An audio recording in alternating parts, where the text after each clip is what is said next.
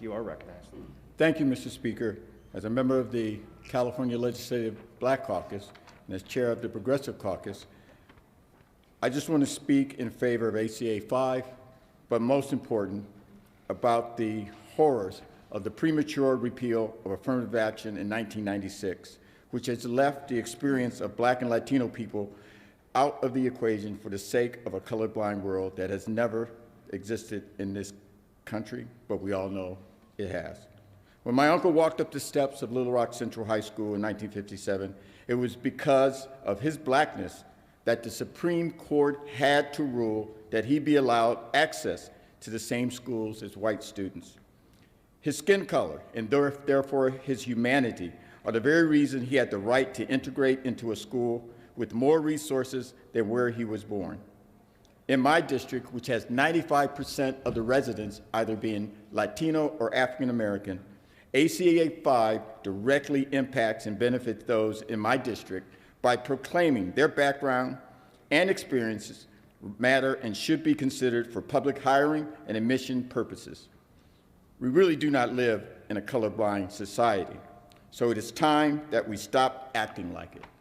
When I was director of real estate for the city of Los Angeles, I would tell my staff when we would have an auction to sell city property that we needed to advertise in ethnic papers, African American, Latino, Filipino, Japanese. And the first auction that I was over, they never advertised in those communities. They advertised in the predominantly white newspapers. And when I brought them into my office, all white males, they told me, because of the Prop 209 and the fact that they didn't have to follow any affirmative action policies, they did not have to advertise in those communities. And besides, they can't afford it.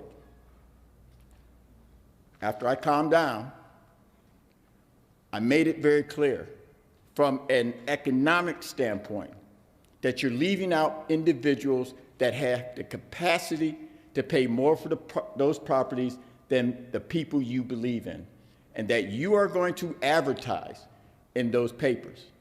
So I forced them, and I noticed how red their faces got and how angry they got. The next auction we had, I was so happy that the highest price for a property in that auction went to a member of the Latino community, which further proved to me and to them that you include everyone. But the other thing that I also realized, why they were so angry. Why they were so angry that they never thought in their careers that they would have a black man telling them what to do. And in fact, I was probably their worst nightmare. In fact, when I scored #1 on the test to be their boss, others were trying to undermine that by picking someone, a white male, for that position, even though he had not passed the test. Luckily for me, the general manager of the department said, we're going to go with the #1 candidate. And I believe, luckily for me, the general manager was an African American male who was appointed by an African American mayor. So Mayor Tom Bradley appointed my general manager. He was elected in the 70s. He appointed my general managers in the 90s. And then I was brought on in the year 2000.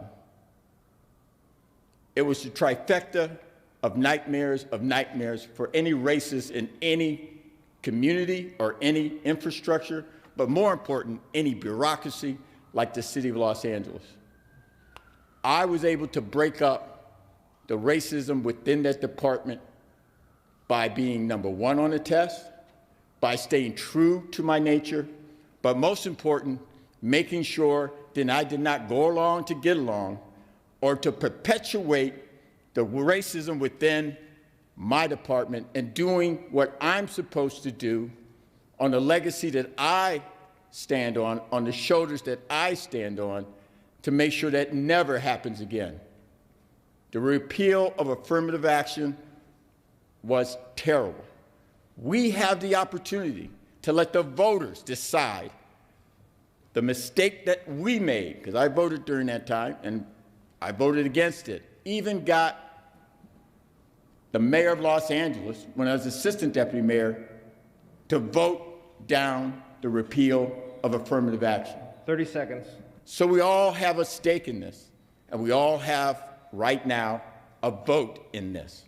We all have the opportunity to correct the wrong, one member at a time, one person at a time, so that this becomes a better world. And thank God, hopefully, we never see what's happening in the streets again, because we've now moved.